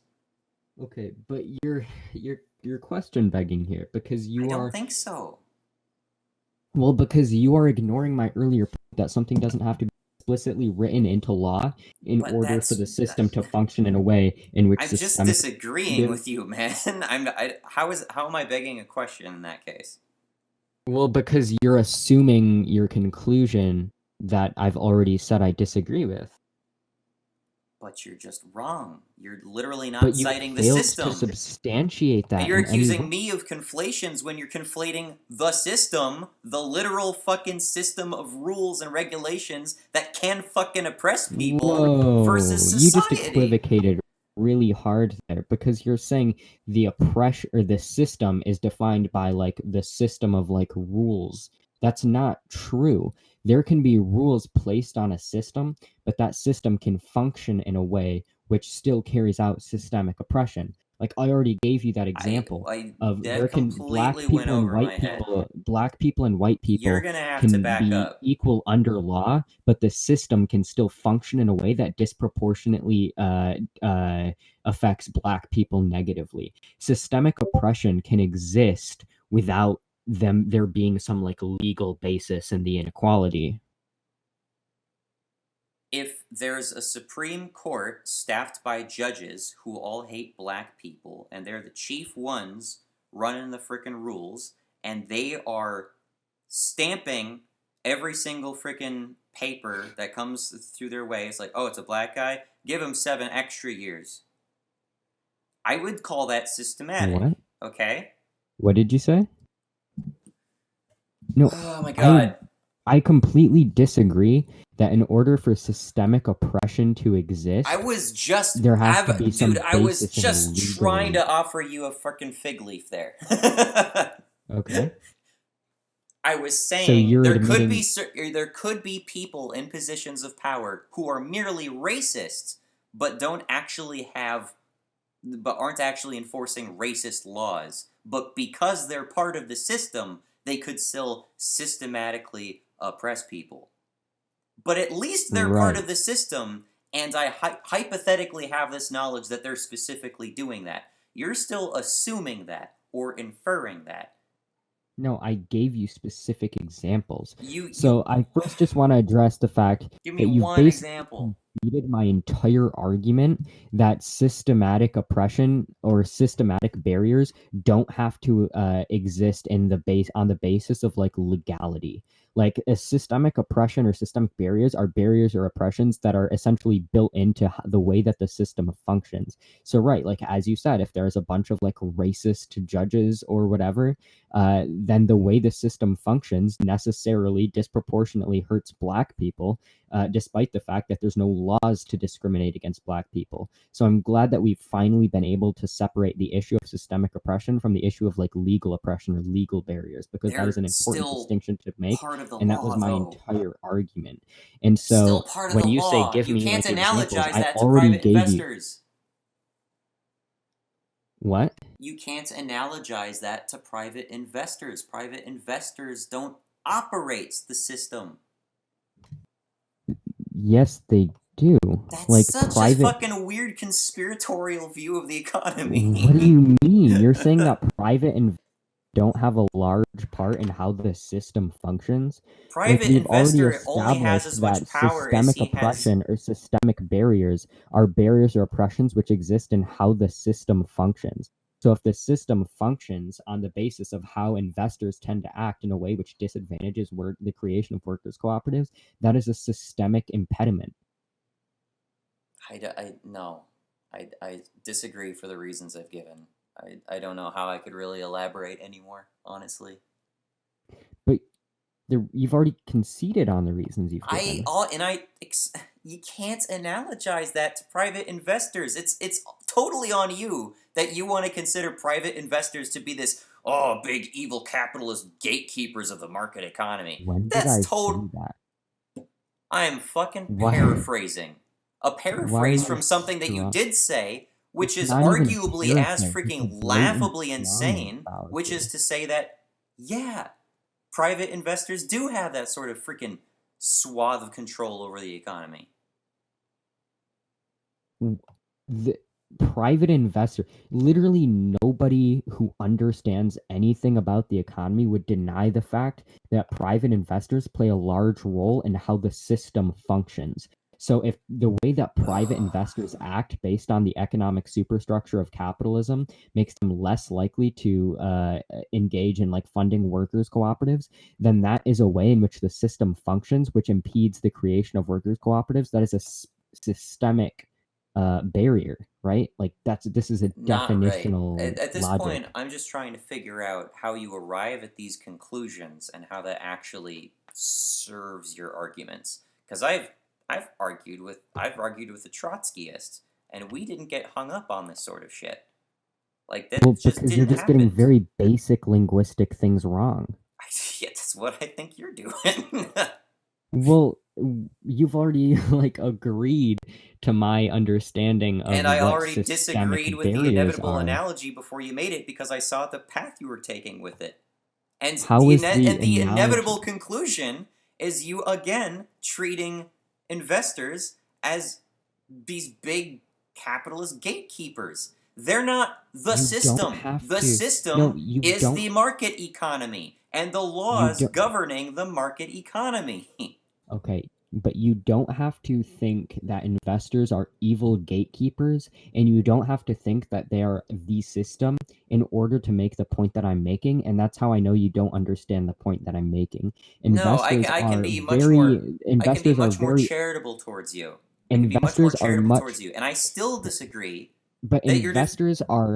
investors are the only point that I was making, and this is literally undeniable, is that investors are important to how the system functions.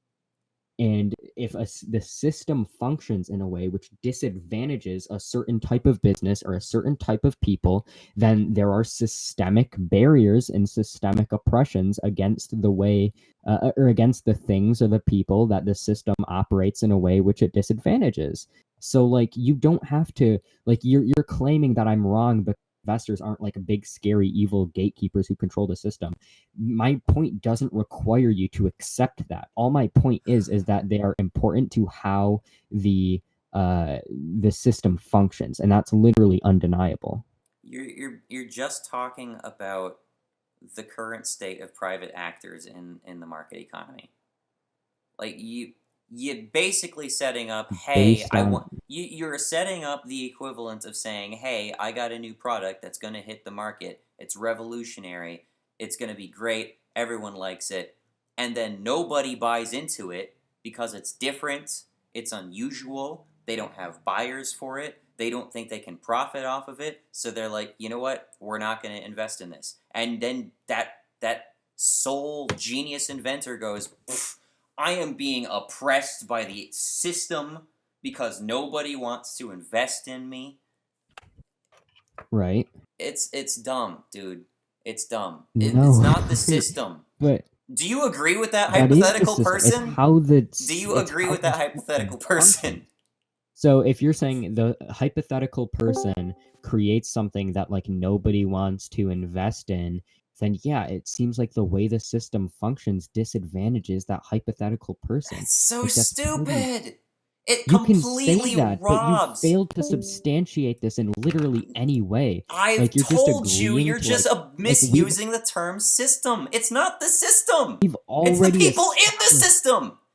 It's not the people who run the system. It's not the system itself. It's the people who are... We've already established we've already established premises that completely crush your argument that you haven't. We've already agreed to the You're premise. One domino blaming another domino for the fucking finger pushing all of you. It's stupid.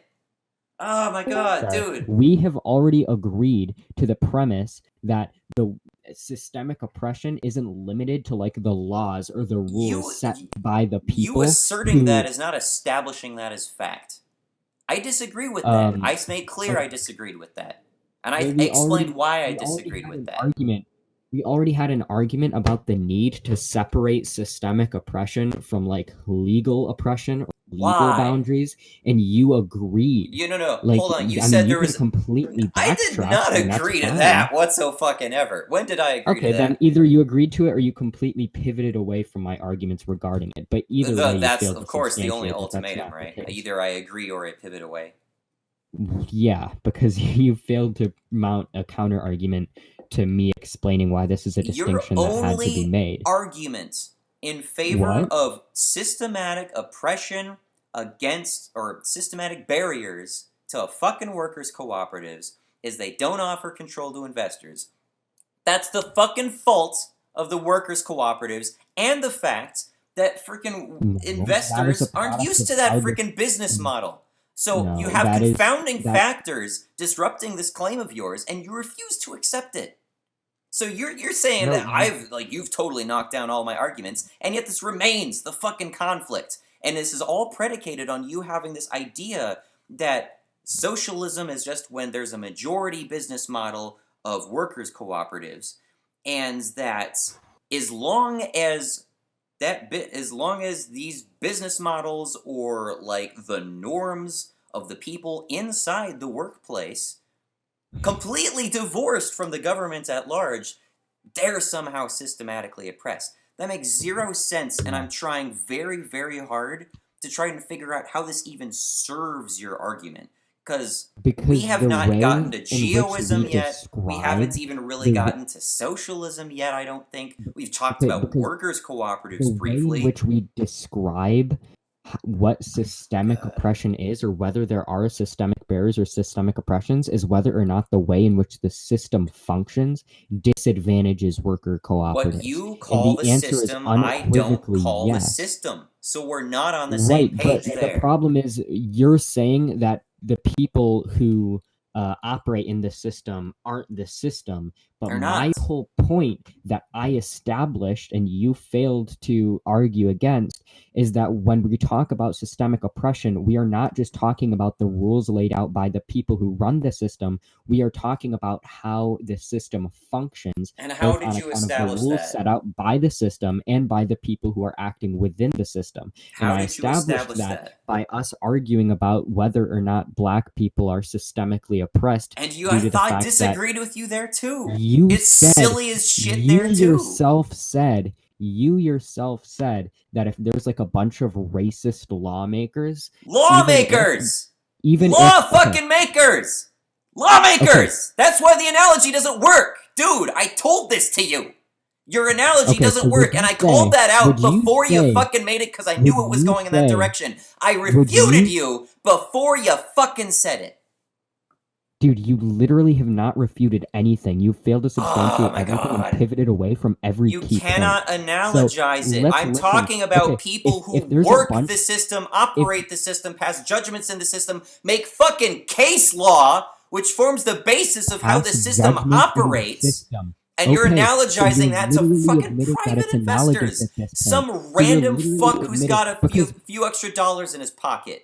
Fuck that, dude. That doesn't work at all. If you just admit that the people who like make the decisions within the system are the system. Right. The system. Right. What you're talking about is not the system. Private investors are people who make decisions within the system. They're not the system. How the system operates, and therefore, if the way they act disproportionately disadvantages worker cooperatives, then they're creating systemic barriers against worker cooperatives. I'm still struggling. I'm still struggling to see how this serves your argument at all. You have adopted this definition of what systemic means and what systemic barriers and systemic oppressions are. You have adopted this definition that nobody else in the entire world subscribes to. Bullshit. When people talk about systemic barriers and systemic oppressions, they're talking about barriers and oppressions that exist. Just because you can get all of your fucking social justice warrior friends to agree with you, doesn't mean that that's how everybody else thinks. That's fucking dog shit. Nothing. That's completely fucking wrong. This is the conception of systemic barrier and systemic oppression. That's how people who have a bone to pick and want to politicize their own personal wedge issues argue. Okay, they're not people arguing in good faith. I can bring up a consensus to you. This is blatant anti-intellectualism. My problem is I can bring, yes, it literally is, because I can bring up a consensus. I can say, oh, this is what pretty much everybody in academia, this is how sociologists define the term. This is like how the okay, that's also going to be a problem if you're going to defer to fucking sociologists too. I can bring up evidence, research, academic consensus, and you say, oh, they're probably SJWs. Oh, I can't verify anything. No, them being SJWs doesn't refute the point. Anti-intellectualism. Mouthy, them being SJWs doesn't refute the point. But what I am saying is that you're drawing your arguments very clearly from an echo chamber, and you're claiming everyone outside your echo chamber agrees with you. Can you substantiate that? I can substantiate that by directing you to Tumblr and seeing if there isn't a hive mind that seems to agree with you, but seems to limit itself most of the Tumblr, maybe Twitter. That.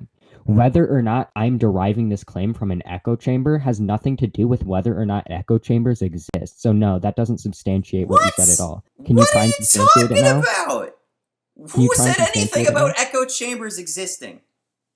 You said you can direct me to Tumblr to show me these echo chambers, but that has nothing to do with whether or not I'm deriving. They're the only other sort of people on planet Earth, the planet Earth you're citing as a fucking source, that use these arguments. That's absolutely not true, dude. This is basic sociology. Find me one person. Dude, this is literally basic sociology that when you're describing oppression or what systemic oppression or systemic barriers means, these means oppressions or barriers based on how the system functions.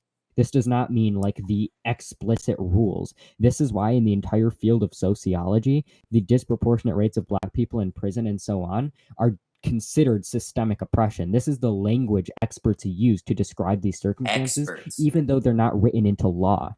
Quote unquote experts. Sort of experts that got fucking 27 gigabytes of video and sources and everything. I seriously need to make my social justice warrior super video. It is massive, and I'm so like, it's so much work to actually put all that shit together, but it rips a whole new asshole into lots of people referred to the pivot, as dude. freaking, I love the pivot. This isn't a pivot. This is me just elaborating a separate thought I have, which is that I would love to rip these quote-unquote academics a new asshole, because a lot of them are dishonest pieces of shit that honestly don't deserve the jobs they have and should probably be better off dead, because they're horrible fucking people. And yet they're spreading information like this. And it's my conclusion at this point. I think I've arrived at the conclusion. The reason why you're defining these terms, not in terms of what's legal, but the system of society and what's currently accepted, is because you can't actually justify your oppression or your systematic opposition with the actual legal system, with the government. You can't actually blame the government on your problems. You can only blame the people who are surrounding you and yourselves.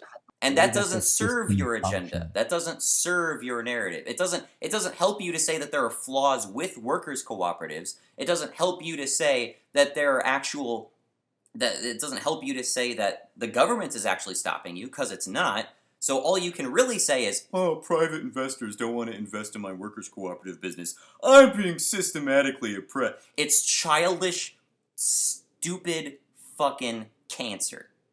It's really stupid. And I think that's why you've come to the conclusions you've come to. But to be honest, I think that's a very poor representation of socialism. Because as I said, I talked to a fucking Trotskyist, and he didn't give me this bullshit. I had a pleasant conversation with him. I love the fact that you cannot actually refute the points I'm making, so you instead pivot to coming up with like nefarious reasons regarding why I think the things I think, rather than actually refuting the things that I think. You can't even substantiate the things you've said. You say they've quote-unquote been established, but all you've done is assert them. This is literally how the term is defined. Like, this is literally the consensus of the entire field of sociology, and you're saying like, oh, but the experts probably SJWs. That's the definition of denying the descriptive and prescriptive usages of the term on the basis of assumptions that you can't substantiate. I just Googled the word, and everyone else in chat right now can do this: systematic oppression. The first result is oppression, Wikipedia. And before I even click the page, it says, in the little description on the Google page, oppression by institution or systematic impression is when the laws of a place create unequal treatment of a specific social identity group or groups. So you can say it's conventional all you want, but when the first motherfucking result of Google disagrees with you, you're gonna have fucking problems, dipshit! Okay, that literally has nothing to do with the fact. Okay, is there anything else that can be salvaged from this? Is there any other productive avenue for this debate at this point? Seriously. What? Is there anything productive that's going to come out of this debate? Also, it's just a whole lot of, I established this, you never refuted this. If you continue reading the link that you were reading, it says oppression by institution or systemic oppression is when laws of a place create unequal treatment of a specific social identity group or groups. Another example of social oppression is when a specific social group is denied access to education. Yeah, social oppression. Social oppression, not systemic oppression. Yeah, read the fucking post, why don't you? Again, further validate my fucking point. And systemic oppression are there are social barriers to you having a workers' cooperative. I will agree with that statement. There is a social barrier to you passing a workers' cooperative. You do not have the claim of systemic barriers. Social Social barriers, I will barriers grant you. affect how the Systemic system barriers, functions. no. Social barriers affects how the system functions. When it passes into law. No. Yeah.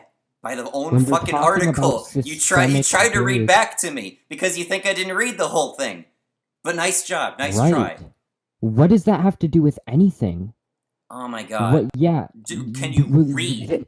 Yes, I read your continued own reading. freaking quotes? Yes, I read my own quote, and then you said, "Well, that's social oppression, not systemic Yeah, that's oppression." what the fucking But you're sentence says. you are implicitly making the assumption that social oppression is something which is separate from and mutually exclusive with systemic oppression. Why do they list them separately? They're in separate sentences. This is actually Systemic amazing. oppression is a thing. No. Listen. Social oppression is another thing. This is actually That's why we incredible qualify to the me. kind of Because oppression. listen, shush, please listen. There's nothing value coming out of this, dude. You are literally like, you have such a basic lack of understanding regarding like sociology and like how these things are typically used that you could not substantiate this idea. I said too much sociology. I said this is how the entire field, and this is how this is like generally defined as systemic oppression is based on how the system functions. You look up a Wikipedia article and then read it to me as if even if I were to grant that, like, that has nothing to do with whether or not the consensus of the academics who study this disagrees with what you found on a Google search. Who studied and this? You start reading There's it no to me. academics defining these fucking terms, dumbass. And then you conflate the idea that, or you falsely assert in trying to debunk me that social oppression is something which is mutually exclusive to systemic oppression. I never even said mutually exclusive. You can have both. That's what you're. But they're different kinds of oppression. And I granted you very, very early on in this particular tangent that, yeah, there might be investors, the social norm might not be accepting of this particular thing. The social norm might not appreciate that you're gay. The social norm might not appreciate that you want to create a workers' cooperative. That's fine. And if you want to call that social oppression to gather up some extra oppression points, fine. At least it's social oppression, okay? It's not systemic, again, which is where you started this freaking argument. No. Please, you completely fail to understand that systemic oppression and social oppression are not like two like completely different things that have no bearing on one another. Social oppression, widespread social oppression that influences how the system operates, plays into systemic oppression. Like, your attempt to separate these two issues demonstrates such a basic lack of understanding regarding like basic sociology. It's actually incredible to me. Okay, so here's another issue I have, which I believe I've alluded to multiple times, if not strictly said. Stop reading fucking sociology. It's fucking stupid shit. It's what leads you to these idiotic conclusions. Can you substantiate that? I recommend you read this book I have right next to me called The Search for Society, Quest for a Biosocial Science and Morality by Robin Fox. He widely criticizes sociology and says it's been taken over by ideology.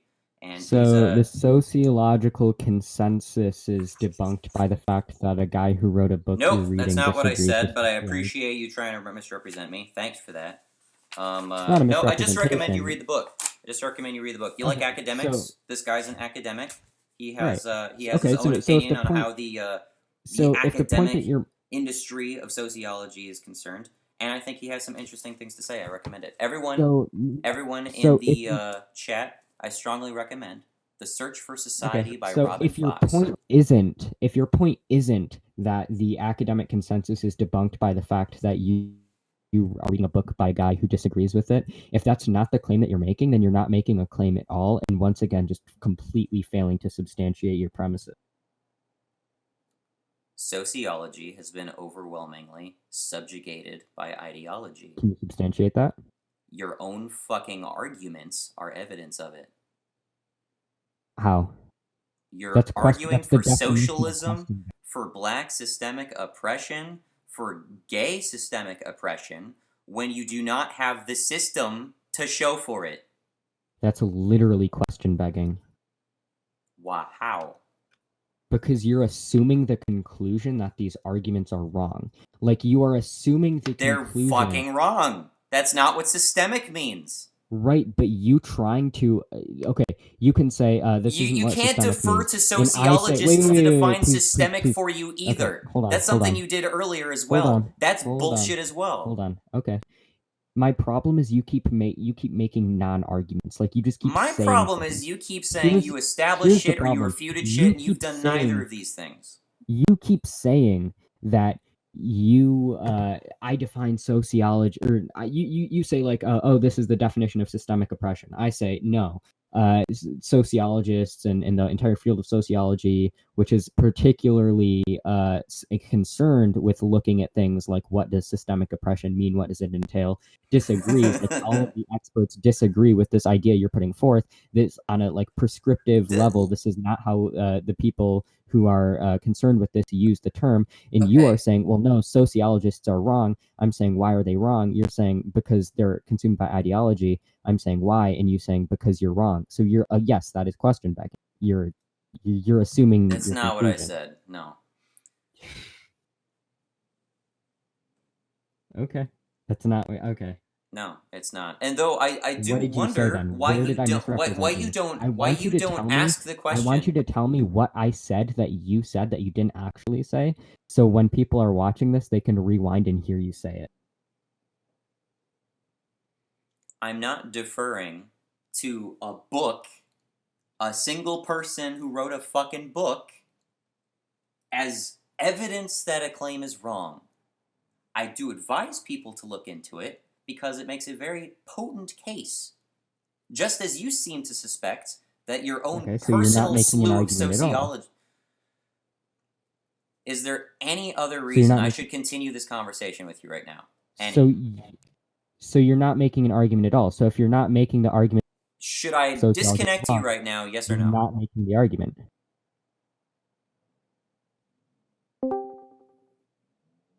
Like, are you making an argument? Like, it seems like you bring up this book to say that, like, sociology is wrong. So you're going to fixate on the book. That's obviously not my point. So I'm okay. Well, then you don't have a point, because that was the only thing that you brought up to rebut the sociological consensus. If you look at like past Wikipedia and look at actual academic sources and websites, the National Equality Project organization says systemic oppression manifests in economic, social, political, and cultural systems. So clearly this is not something which is only concerned by legality, and I can demonstrate this from actual economic or academic sources. You can say that all you want, and I wouldn't even have to disagree with that to disagree with your conclusions. Your conclusion is still that the system is not the system, and I obviously gotta disagree with that. I gotta disagree with that because you're using the word strictly fucking wrong, and the only people who use it the same way you're using it are I'm literally reading ideologues. to you from. But I'm literally using it to. But I'm literally reading you a definition. I literally read it to you too. Academic organization. You read to me a Wikipedia article which doesn't actually. Did you say an academic organization? What was that organization again? What? What was the? You said there was an academic organization. What was that organization again? The organization I'm reading from is the National Equality Project. Oh, right. So people who actually have an agenda. Gotcha. Okay. Everybody has an agenda. Can you demonstrate to me how the agenda is the usage of the term? This isn't some impartial social scientist who's going like, oh, okay, I see. These are the results of my statistical analysis. No, this is a group, possibly a lobbying group, obviously advocating for specific social outcomes. And you're going to defer to them to define terms for you.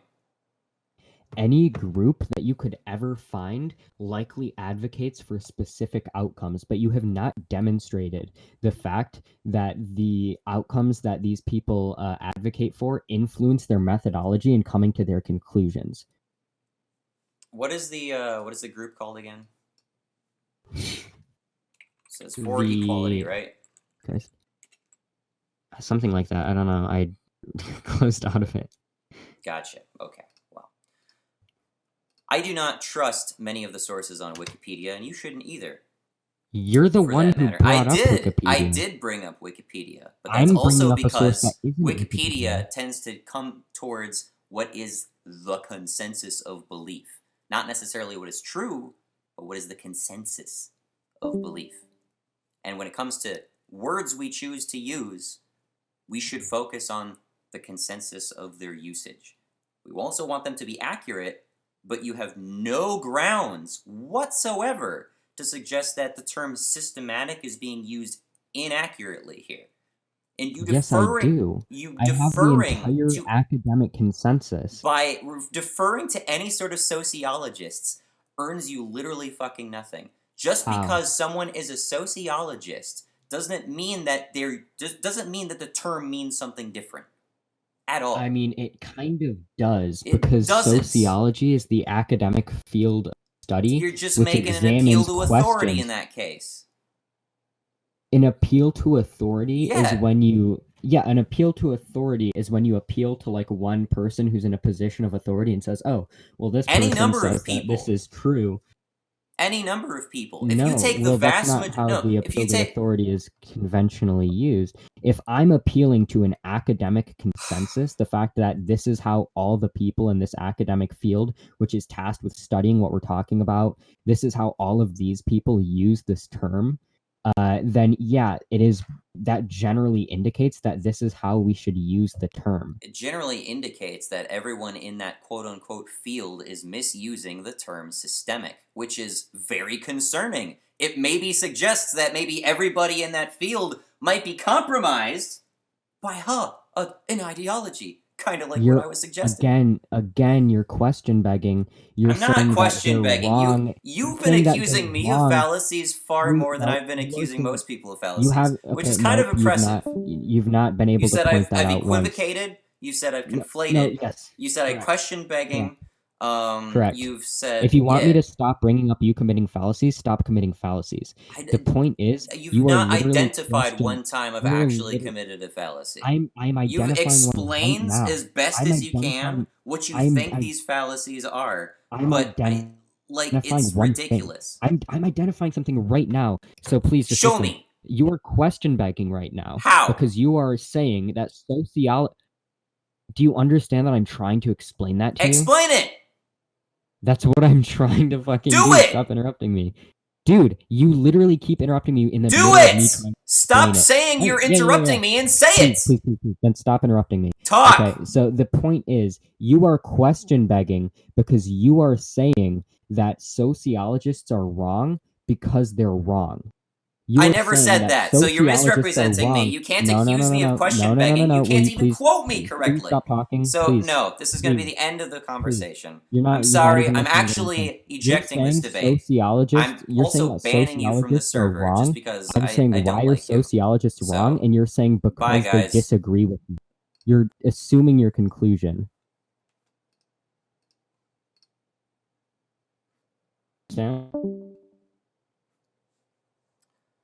Okay, well, I'm going to unmute Ver now.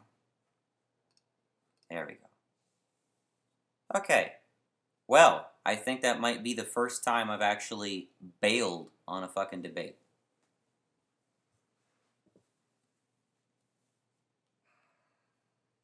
I am so lost.